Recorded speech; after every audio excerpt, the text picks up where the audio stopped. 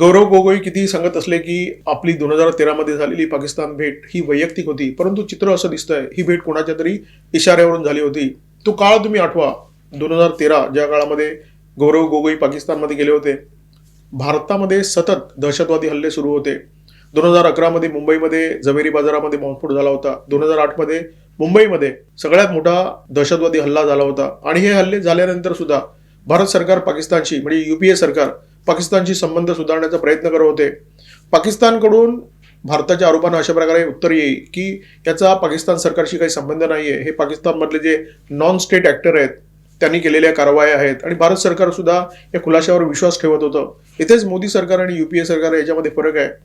मोदी सरकारने स्पष्टपणे पाकिस्तानला सांगून टाकलेलं आहे की तुमच्याकडून जर हल्ला झाला तर तो तुम्हीच केलाय असं आम्ही समजू. आम्ही नॉन स्टेट ऍक्टर आणि स्टेट ऍक्टर याच्यातला फरक ओळखत नाही. जर पाकिस्तानकडून कोणत्याही प्रकारचा हल्ला झाला, दहशतवाद्याने केला किंवा पाकिस्तानच्या लष्कराने केला, तर तो पाकिस्ताननेच केला असं आम्ही समजू आणि कारवाई करू. त्यामुळे शब्दांच्या खेळामध्ये मोदी सरकार गुंतलं नाही.